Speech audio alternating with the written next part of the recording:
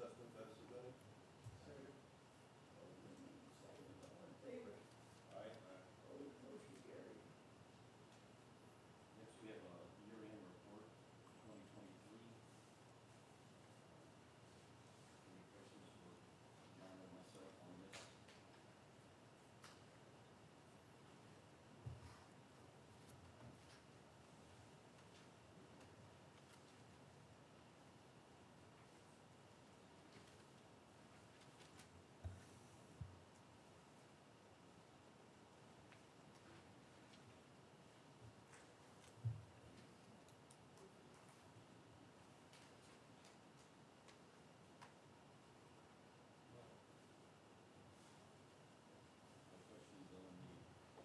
on the 2023 report?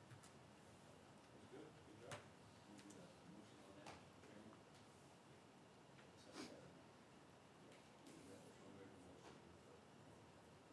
to accept. Second.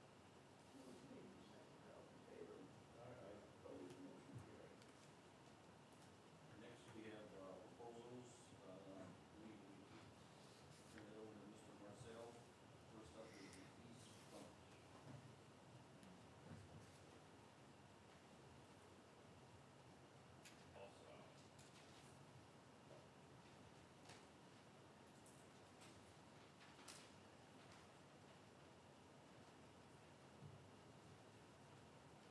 Allsop bids $29,500.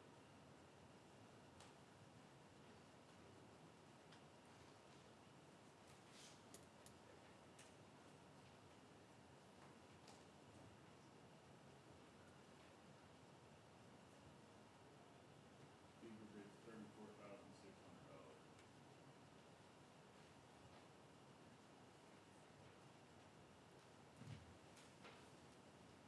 Jerry Reed,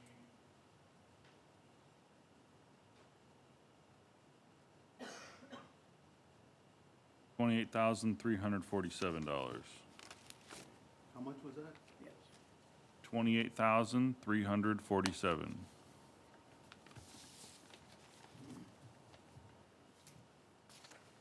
Do we have any other proposals that have not been read?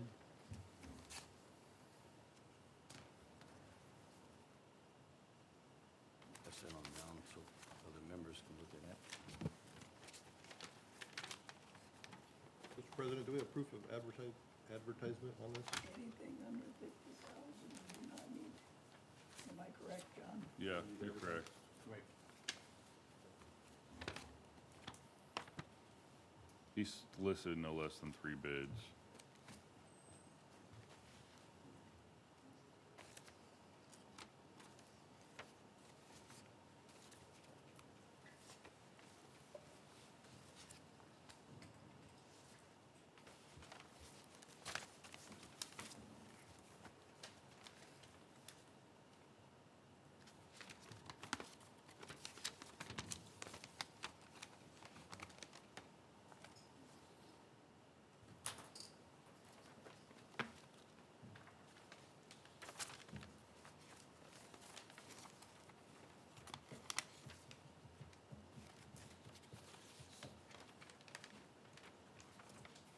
Here's the other two.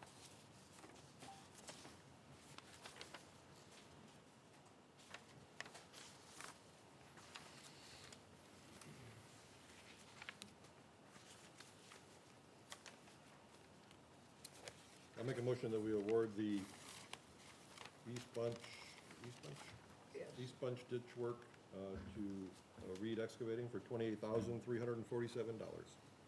I'll second that motion. Motion been made. to Accept Jerry Reed at $28,347. All in favor? Aye. Opposed, motion carried. Next, we have bids for Potato Creek. We have Allsop at $13,750.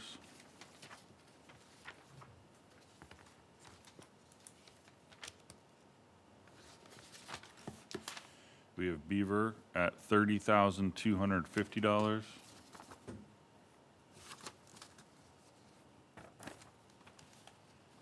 And we have Jerry Reed at $19,150.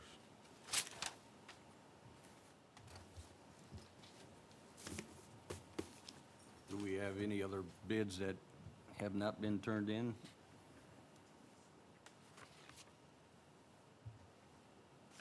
Just have the three.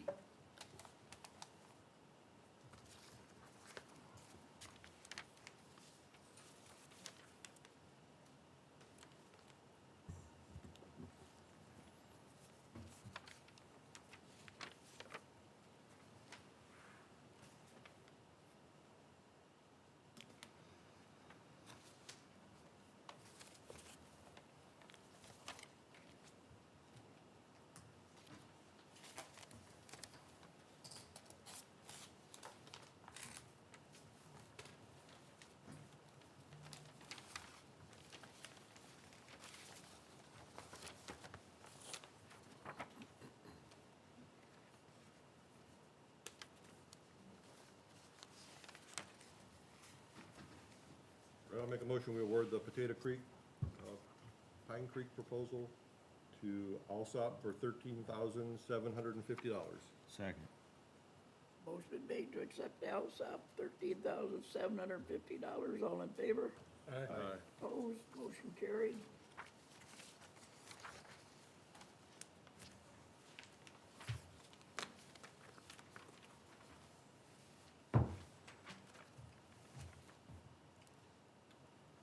Next up is surveyor's report. Mr. Huss, would you like to comment on the surveyor's report on the, What about payment to contractors? We did that. we did that? We did that? Yeah. Okay, I'm sorry. I believe you guys have a copy of that in front of you, Jared Huss, Lawson Fisher, 525 West Washington Avenue. As County Surveyor Bobby Krasinski just indicated, we have a surveyor's report in front of you. You probably have it in a couple different places, but Lawson Fisher did provide a paper-clipped version, and that's the front document there. That surveyor's report essentially goes through the ditch reconstruction, gives the specific details to it. In that, it also identifies the various requirements for going ahead with consideration of approval of the project. In addition to that, what you'll see attached behind it is also a hydraulic memorandum and modeling narrative. That basically runs through the design process that we went through to design the ditch, and one of the primary components of that is what we did, or the actions are improving the ditch. So for instance, increasing flood storage because of the two-stage ditch. Also, the ditch, additional length of the ditch results in a drop of the water surface elevation from normal conditions or its existing condition. And you can see some of that modeling output be the very last page of this stapled surveyor's report on the front. So essentially, you'll see that county surveyor signed off on that, as did our licensed surveyor from Lawson Fisher Associates. And again, this report essentially details the project in general, and then has the hydraulic memorandum to indicate improvements to the overall function of the ditch based on the work that we're performing. Part of what we can do as well is you'll also see a select set of plan sheets that we included. That'll be this set here. And that also goes through the specifics of the project itself. And we did not include the full set, and just make sure the group knows. We did have a full design meeting, a review meeting with the county surveyor, the county engineer, and the various parties within the county. And so this is being vetted, but these specific sheets are probably the most pertinent to the drainage board.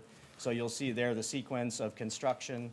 You'll see the typical sections proposed for the two-stage ditch, and you'll see the sequencing document, which in some conversation with a couple drainage board members, wanted to make sure that we had that represented so you knew how we were going to sequence through the project itself. So I guess I'll take a pause because I cover several things there. And before we get into any questions or details about the actual design project, any specific questions on the surveyor's report or the hydraulic memo? How many feet did you actually end up with the project? So the project is approximately 7,375 foot of two-stage ditch.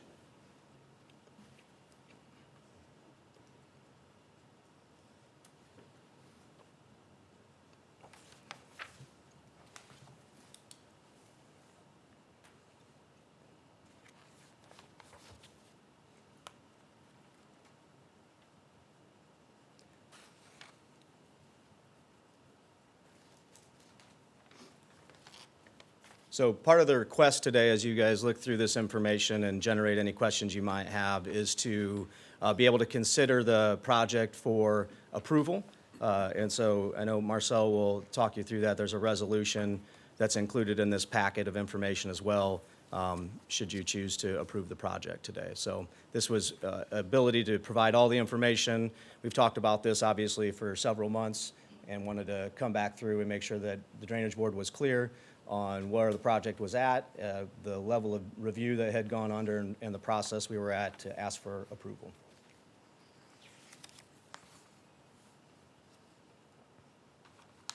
Any other questions for Mr. Huss?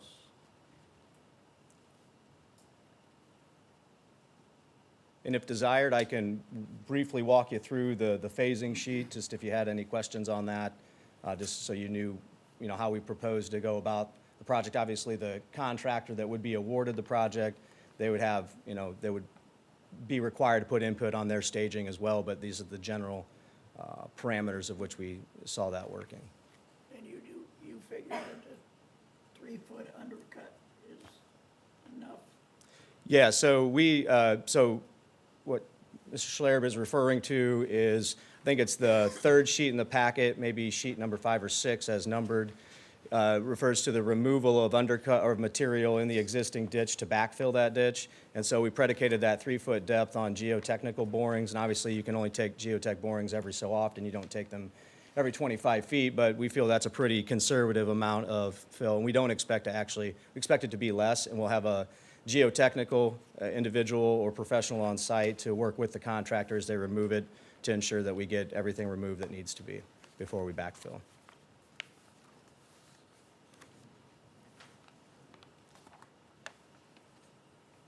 Hey Jared, starting on page 20, that bridge structure, is that your design or is that NDOT's design?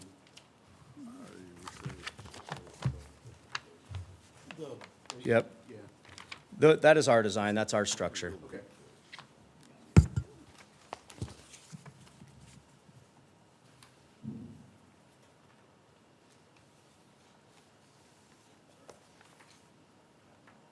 Can you talk a little bit about any environmental issues that you had to deal with here on this relocation? Was there any? Yeah, so fortunately, we're not dealing with wetlands per se, but the movement of a legal drain does require permitting. And so we've been going through those permitting steps. We submitted back to IDEM and Army Corps on February 16th, response to what they call a deficiency notice, but really a request for additional information. So in order to relocate a legal drain of this nature, you do have to meet some requirements, mitigation requirements. One of those is 1-to-1 replacement in length. So obviously, we've matched that.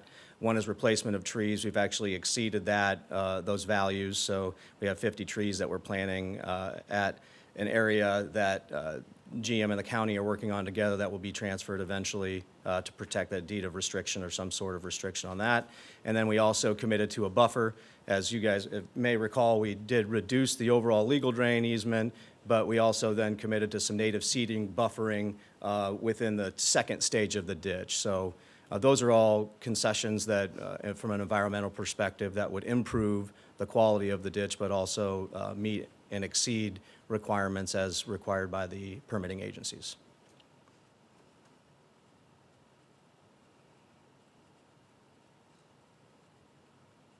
And so, John, to your question, part of our request today is approval of the ditch reconstruction project, considering that the environmental permits will be approved. So obviously, we won't be able to go through with the project until we seek approval or obtain approval for those, but we're in the process of doing so. And if I can jump in here, and Jared did, touch on it, Lawson Fisher, along with, everyone involved, we've exceeded what the Army Corps of Engineers have asked, along with IDEM. Is that correct, Jared? Yeah, we believe we've had a pretty good working relationship with them. It's not every day that you reconstruct over a mile of ditch. So we understand the process that they want to go through, and they want to be detail-oriented. But I would agree that we've been very responsive to their requests and provided more mitigation than is actually required. That's from our perspective. So that's why we responded as such to the permitted questions. And we've met all statutory regulations and, whatever we needed to do along this process, even though, you know, we won't start until we do get the permits, which we're probably right on the edge of getting them. Yeah, so we anticipated at least a 12-month time period to get an Army Corps permit. That happens in, that time period is in roughly June of this upcoming year, so I think we're on track in our responses. From a regulatory perspective, yes, we're meeting all the regulatory requirements in terms of submitting for permits and what they've asked of us. I know there had been a number of questions by the public related to everything from wellhead protection areas to quality of the ditch, and I think we've met, you know, and been able to explain all of those to the Army Corps and IDEM, been judicious in our response on those items. And then regulatorily related to approval, we've also met all the requirements, and if I could, Marcel and Phil Garrett have worked together, the two attorneys from the redevelopment and drainage board, to review those pieces, which is why you have these documents in front of you today. I might have missed it in your presentation there about the easement. We're still at 75 feet. No, the drainage board approved a 35-foot legal drain easement reduction in a previous meeting. I believe that was done in January, was it? I believe so, yes. I believe that's right. Did we actually approve that, or we just said we would approve it once it was relocated? Yeah, so I think the process was we approved it, but recognized that we'd have to establish it once the ditch was functioning. So essentially, that sequence will be the actual legal drain status, as well as the floodplain or floodway that is managed by DNR and locally. That all transfers upon flow transferring to the ditch. So when we do a replat, in addition to some other right-of-way work, and when that sequentially happens, that will then be dedicated at that point. So approval was given, and then action of recording it will happen once it becomes an actual legal drain. So the actual right-of-way will be determined later. According to what Jared just said, Yeah. we've already agreed that it'll be 35 feet. From the edge of the bank. Yes.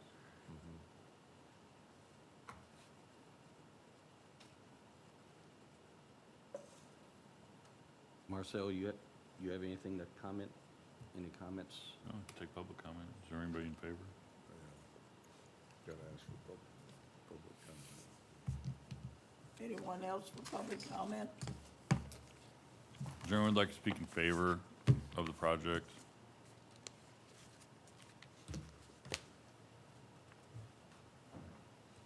Please state your name and address. Charlotte Wolf, 21439 Osborne Road, Lakeville. And I run Prairie Winds Nature Farm, which is a restoration agriculture 85-acre parcel. And my husband also worked extensively with John McNamara. Always had the greatest respect for his environmental values. And I have followed the drainage board, even though I haven't been able to attend meetings much because of my duties at my farm. But I think that this drainage board has in general made really good decisions as far as environmental considerations. I know that you guys approved a decreased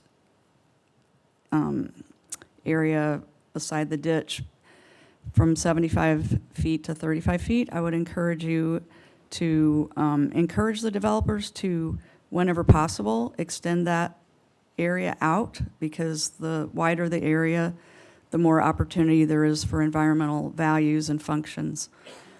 And I think I would like to commend this board for the two-stage ditch adoption of that idea, because that is a whole lot better than steep sides for wildlife, et cetera. So, yeah, even though I've expressed to different other committees and commissions that I'm not in favor of this project in agricultural land in general, but if you're going to do the project, to take the most care of the environmental values that you can, because once paved over and dug under, it's very difficult to bring that back. And we are dealing with a very high water table situation. So thank you for what you've done, and I encourage you to continue to be on the outlook for environmental values that can be added to the project. Thank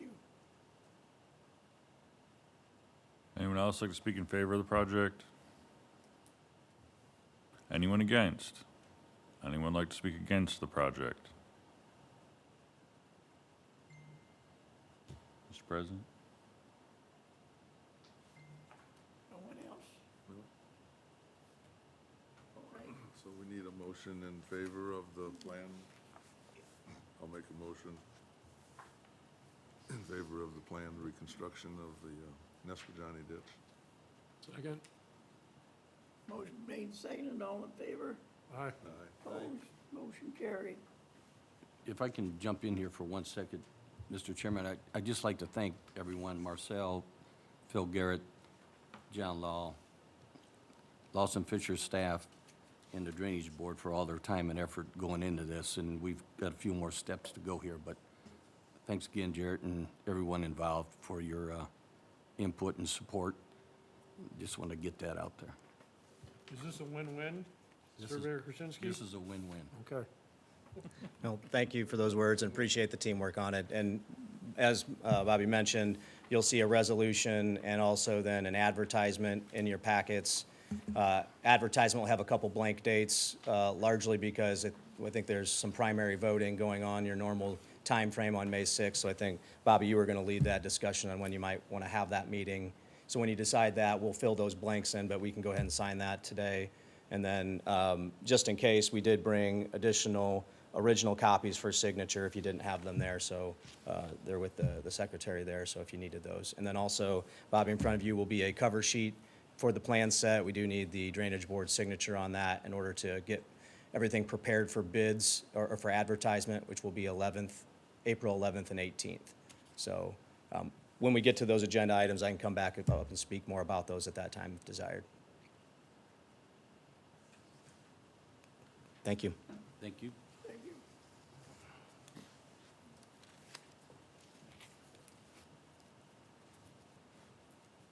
You got anything else, Randy? No, I think we'll, You got anything? Privilege of the floor. No, we got, no, we got it. No. At the end of my list. flip it over. I think. Okay, Sorry. Saving paper. must be.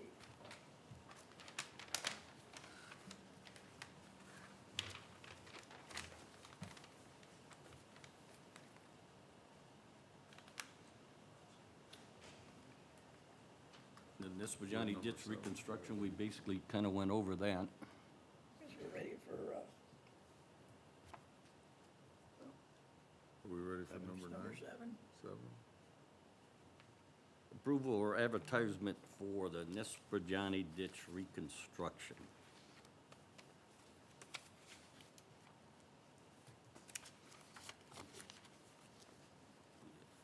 Dates on this.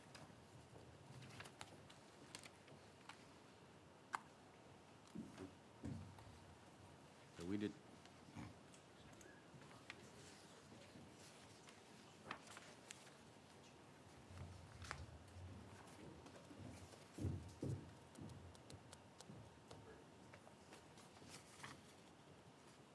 Yeah. So here, that's the advertisement for bidders.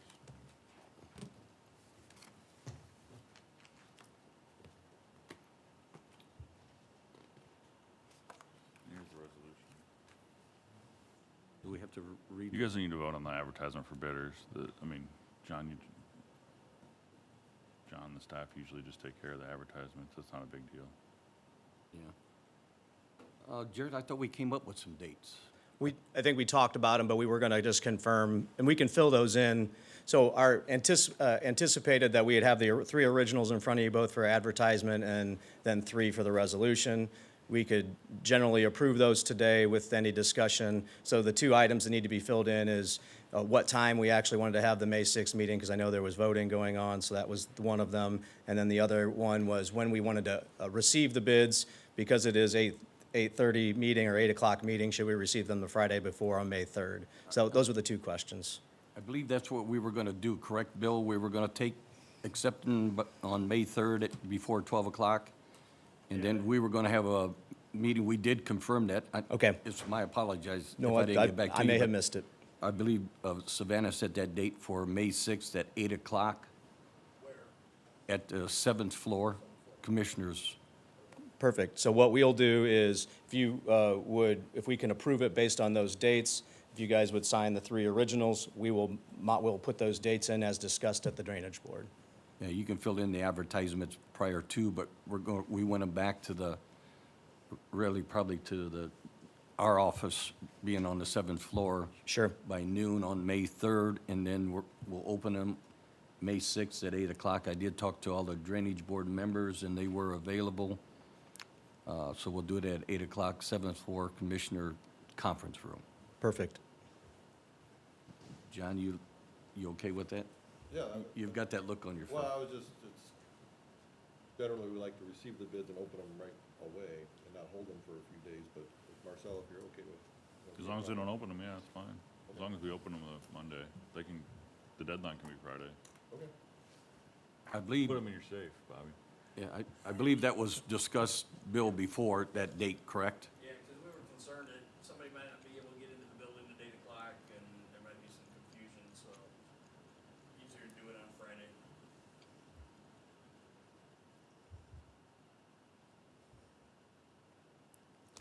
I'll make a motion that we approve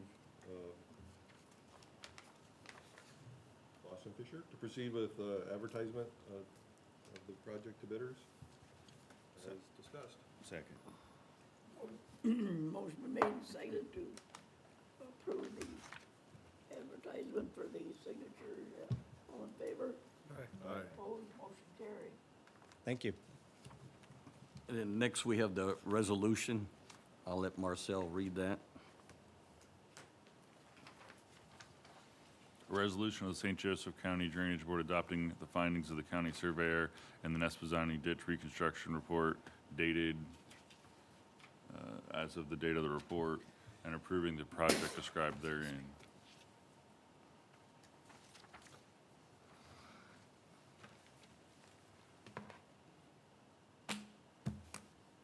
We have a motion on the resolution.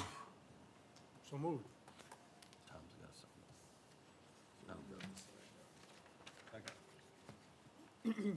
Motion been made and seconded to. And that's in your accept packet. I believe there's one the in the, resolution, all in favor? Aye. Opposed, motion carried.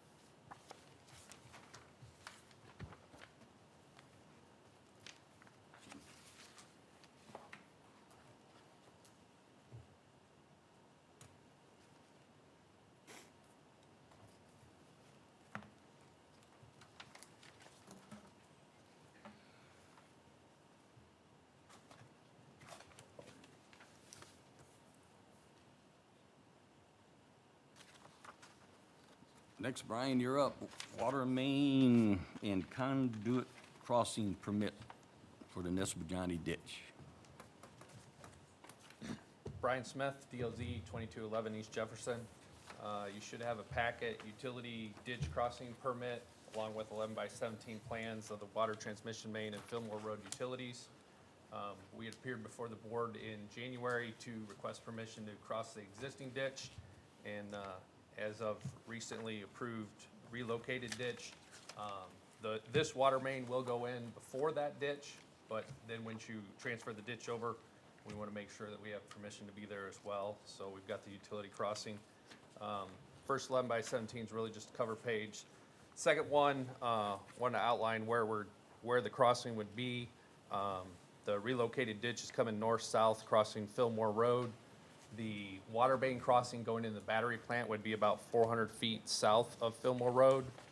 And then addressing the depth of the ditch, if you flip over to the last 11 by 17, as I stated, the water line will go in beforehand. We've detailed the water line with a deflection so that the water main would be at least 5 feet below the bottom of the proposed ditch. So water main will go in, construct an open cut, contractor will put all the dirt back in. When your contractor comes through and open cuts the ditch will be in place and the water main will be 5 feet underneath it.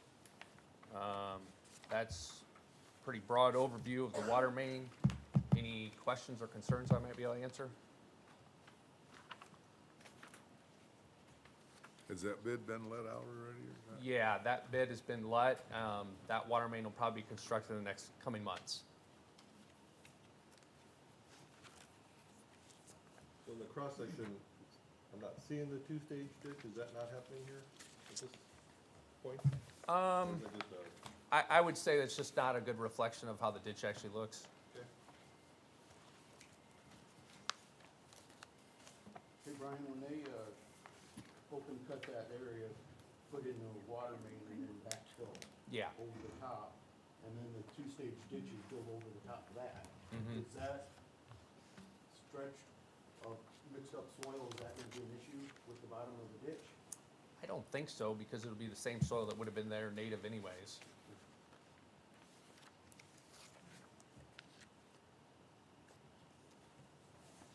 The timing of the ditch construction, that's probably almost gonna be a year afterwards. Yeah, like, so to Brian's point, we will be coming through with the ditch afterwards. I looked at DLZ's plans too, so DLZ and Lawson Fisher have coordinated on this. So there'll be compaction requirements for the water main, to answer your question, John. And then in addition, DLZ did put in to have a professional surveyor come in and stake the ditch out as they're doing their construction of the water main. So it's just ensuring that the water main will be placed exactly where it was intended to be in terms of the ditch. Is that Yeah, so we can get the recommended clearance. correct?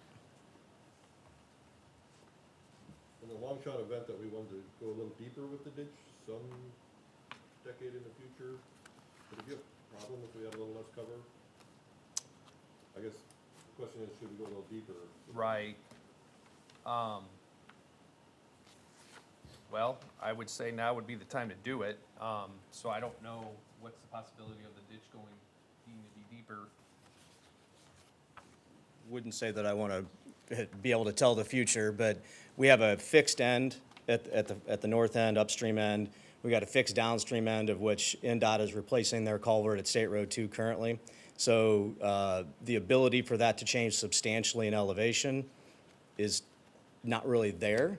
So even if we were to change by, let's say, a foot for some odd reason, if we drug, 50 years from now, if we had a project, you still have 4 foot of cover. So I guess 4 foot of cover would be okay if, for the water main. yeah, so I mean, the town understands and accepts that risk as part of the interaction with the drainage board and feels that the constraints that we have upstream and downstream of those tie-in elevations don't really allow for any great change. But John, to your point, tough to tell the future entirely on that end. We've had this dream of dredging the Kankakee all the way, through to Illinois, so Well, maybe. yeah, that'd be, well, and that probably curtails into Bobby and John's conversation with Scott Piloth at the River Basin Commission, but thank you. You were part of that discussion a little bit. I was, I didn't wanna steal your thunder. I only goes, there was an old lightning here.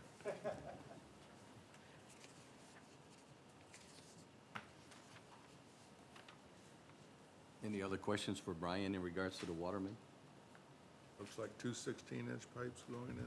Yes, sorry, there is a potable water and a non-potable water going to the battery plant. Pretty much side by side, Yes, same trench? yep. They'll be 10 foot apart horizontally. Okay.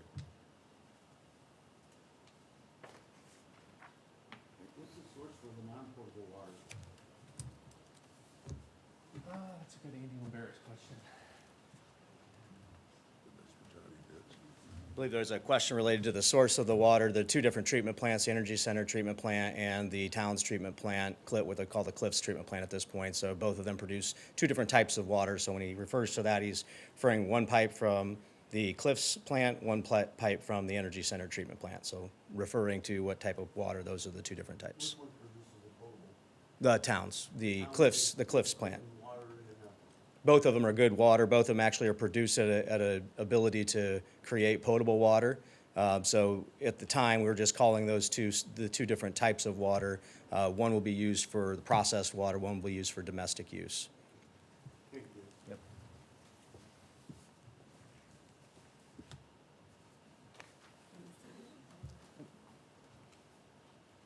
One question, I have one question for, hey, Bill, you know, when we were out there riding around Friday, not you, but John Law and I and Scott Peloff and Jared, saw HRP laying out a lot of water main. That has nothing to do with the crossing now, does it? They don't have the contract for that, do they? Yeah, Oh, absolutely. they have, okay, That's what all that pipe's for. It's all All part right. of that project. okay, Yep, they're just staging the pipe where they're gonna do the work. yeah. They have to run all the way from Edison and Walnut, all the way up to the battery plant, so it's quite a long run. Yeah, we saw it all laid out. Look, brought back memories. Pardon me? Any, No other comments, I'll make a motion, we approve the permit to cross the ditch as set forth in DLZ's application and plans. Second. Motion been made and seconded, all in favor? Aye. Aye. Opposed, motion carried. I'd like to thank Brian for your patience on the permitting process. You know, I've been trying to write these permits while all this is going on, and, so, yeah, it's been kind of a little confusing, but I appreciate the patience. Thank you. that's a kind way of saying he's been holding this up, Brian. You want to comment on the conduit at all, or crossing? Well, I was just saying, you want to jump to the next one then? Yep. I Okay, mean, thank you. So then, last but not least, we do have a variance to be within the easement of the drain. If you look at, it's titled right-of-way variance. If you go back to the third page, there's an overall graphic of the new relocated ditch. The water main will be coming down Early Road, and then just before it gets to Spruce, it will turn and go north-south to cross Fillmore and go all the way down to State Road 2. At that point where it runs north-south parallel to the ditch, we were asking for a variance for the water main and the fiber conduit to be within the legal drain easement of the ditch. The water main will still be 15 feet from the top of the bank of the relocated ditch, but it will be within the legal drain easement. It'll be buried 5 feet deep, so we have no concerns for your ability to do any maintenance or anything else over the top of it.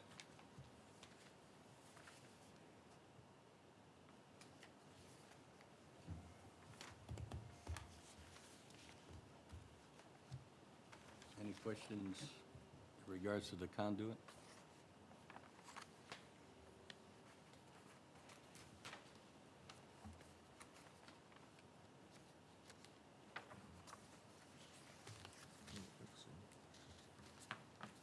This is a variance for both the water main and the conduit, right? Yes.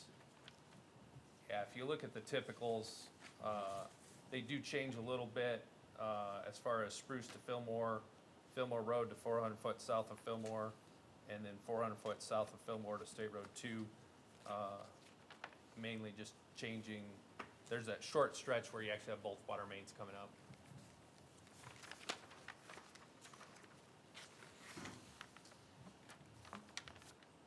Well, I'll make a motion that we approve the right-of-way variance for the water mains and the conduit as set forth in DLZ's application. I'll second.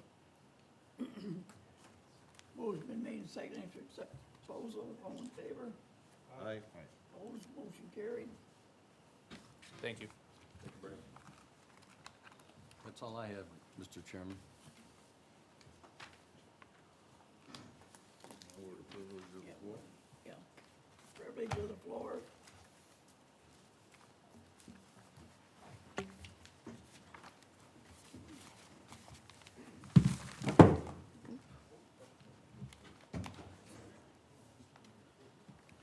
Charlotte Wolf, 21439 Osborne Road, Lakeville.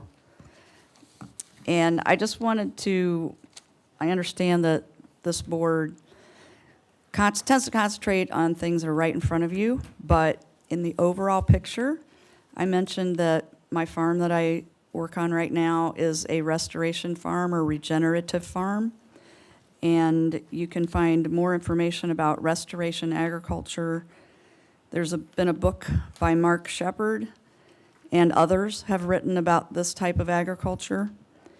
And I just want to mention that there was an article in our South Bend Tribune by Alan Gubert that our current agriculture system isn't really that sustainable in terms of it's very fragile, it's highly productive, but very fragile. And restoration agriculture can offer an alternative to some of that fragility. And with regards to this project, specifically, wetlands and wetland restoration are part of restoration agriculture. And upstream issues of development, et cetera, can be addressed with wetlands. Wetlands can serve as storage areas for water. They accept a whole lot of water and then let it out slowly. So you're talking about digging the ditch deeper or providing more capacity to ship water to Illinois. Even as a joke, I thought we did that almost 100 years ago, over 100 years ago, and Illinois wasn't real happy about that. But that aside, it's better to store the water in the watershed as much as possible, and you on the drainage board know that. If you try to drain all the water out as quickly as possible, the water has to go somewhere. It's going to go downstream. So if you can provide some capacity for water storage upstream of the development or even within a development that is helpful to wildlife, stores water, soaks it up like a sponge, that's a wetland. And this area was all formerly wetland. So the soil is very amenable to holding water. So I just would encourage you, when you look at these projects, see if there's opportunity to create these storage areas. And now that we don't have a wetland protection legislation, either in Indiana or nationwide, it becomes even more incumbent on local decisions to protect wetlands because there's no other regulatory imperative. So just want to, I was a wetland scientist, and my husband being a wetland scientist, we're very passionate about this. And like I said, John McNamara and my husband and all of his coworkers at JFNU, that's now Cardno, recognize the values of wetlands and what they can do for us economically in terms of storage of water and improving water quality. So thank you for your time. How many acres is designated wetland right now? In which area? In that area that you were describing, My farm? yes. Well, on my farm, which is located in Lakeville, it's really an upstream headwaters of the Kankakee River, or the St. Joseph, or the Kankakee River. And we have, I think of the total farm, we have about 15 to 20 acres that could be considered wetlands. And then we have prairie, like you're talking about with the pollinators, area planted around that, which is another 45 acres. And then we have some woodland, and then we have 20 acres of grazing land. So in essence, we have all of our ground covered with vegetation at all times of the year. And that's what regenerative or restorative agriculture does. It covers the ground at all times with vegetation, which helps trap carbon into the ground as well as holding water. So if you've got cover crops, for example, you know, the farms that have cover crops are doing a much better job of holding in the water and holding in the soil and holding in the nutrients, holding in the carbon, which is releasing to our atmosphere and causing increases in carbon dioxide. So, yeah, we have wetlands, prairie, pollinator area, and woodlands in addition to grazing land or farmland on our property.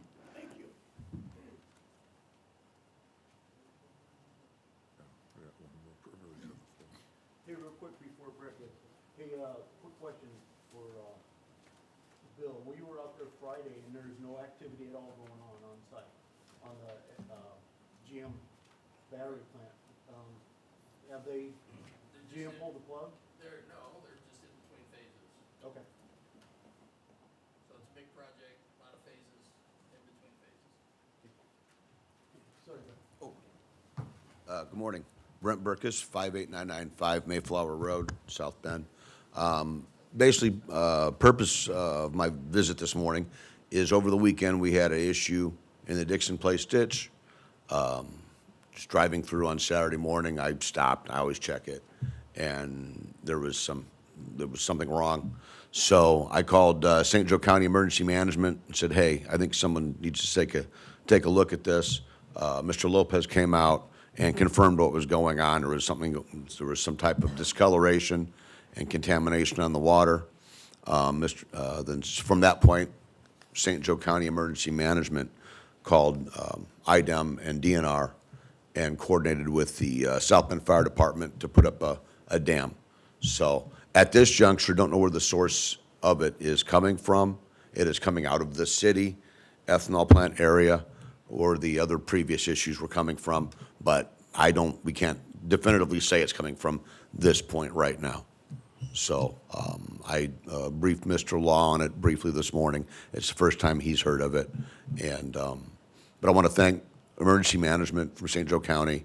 They were all over this, and hopefully we can drive to some type of resolution on what's been going on with the water over there. There's a lot of plates in the air on this, which is what you guys well know of. But that's where we're at. As I get more information, I'll brief the board. Thank you. Brent, was there any odor to it or discoloration similar to what we had in July? It was different than what we had in July a little bit. I didn't smell the odor on it, but you could see the sheen. You know, clearly there was a oil-based, some type of oil-based sheen, and the dam that the fire department put in is collecting whatever that contaminant is. I don't know what it is. It looks like some sort of floating,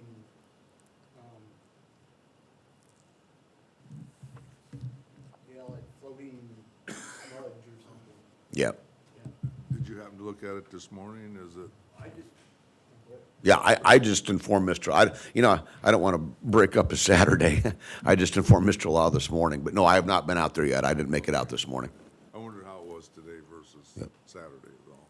I checked it Sunday, and it was collecting everything real nice, but after the meeting, I was going to head out there and take a look at it. Thank you. Okay, thank you.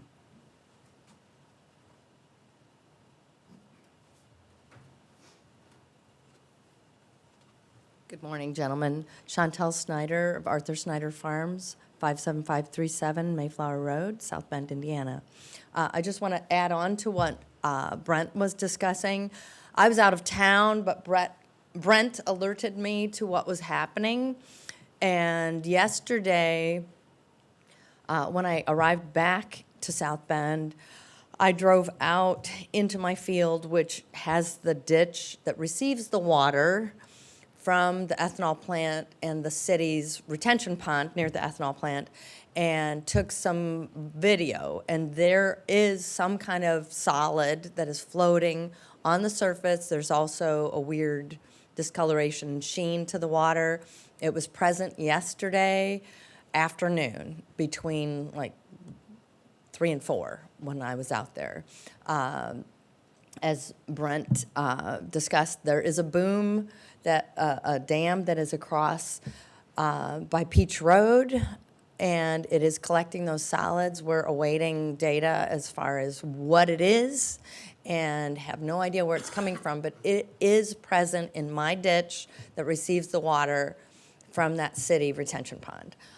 So the source is somewhere out there.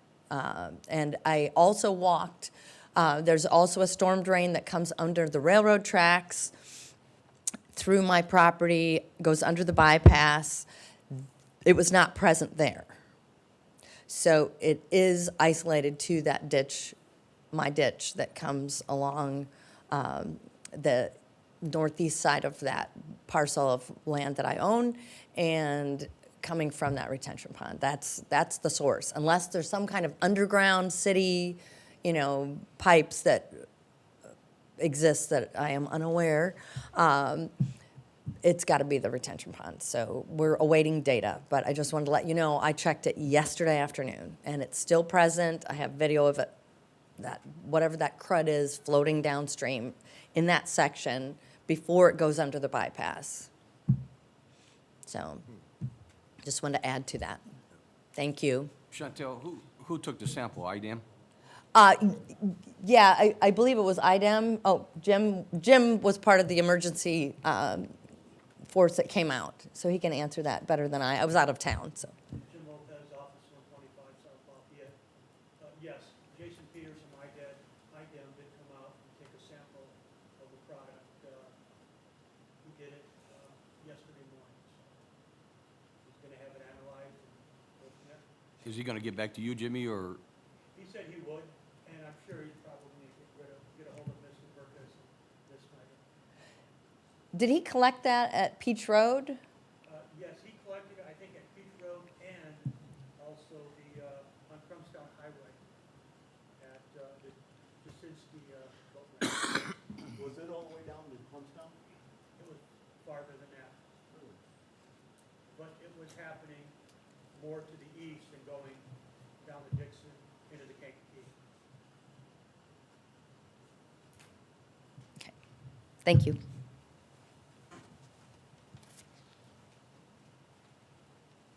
Anyone else? Good morning, Dan Caruso, 305 Compton Street, New Carlisle.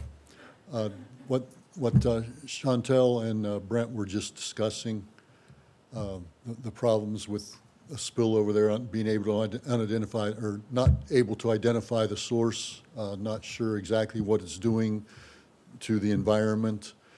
That is why we have to be very careful with what we allow to build on top of the aquifer in New Carlisle, particularly in the battery plant area. There are some dangerous chemicals that are involved in that battery production. A spill there could poison our water for generations. Thank you.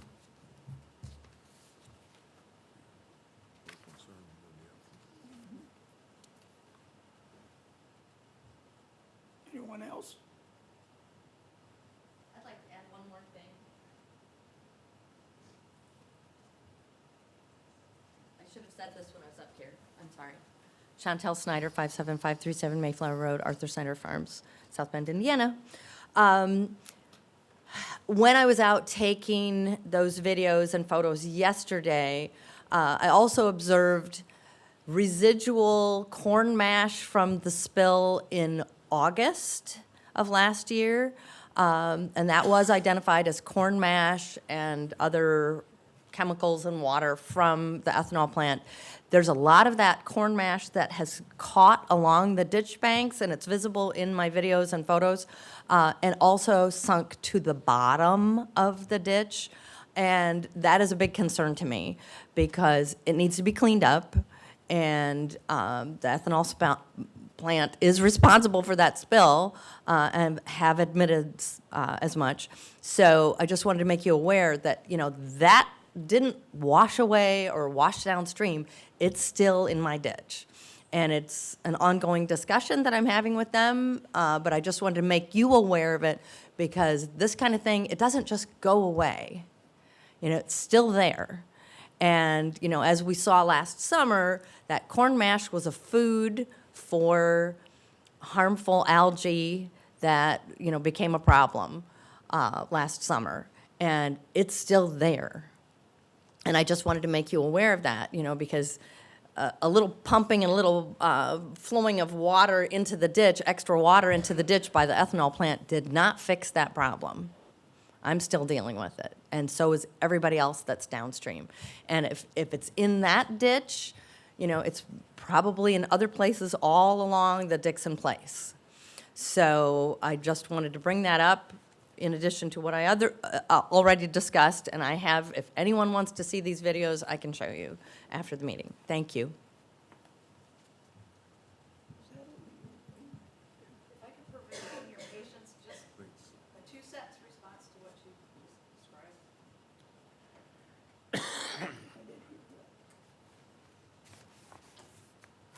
Charlotte Wolf, 21439 Osborne Road.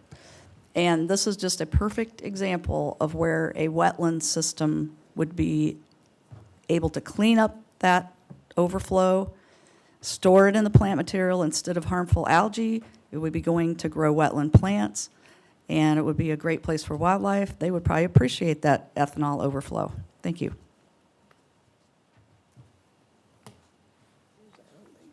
I think it's legal. I'm not sure. Motion to adjourn? Yeah. I'll second. Motion made, second to adjourn, all in favor? Aye.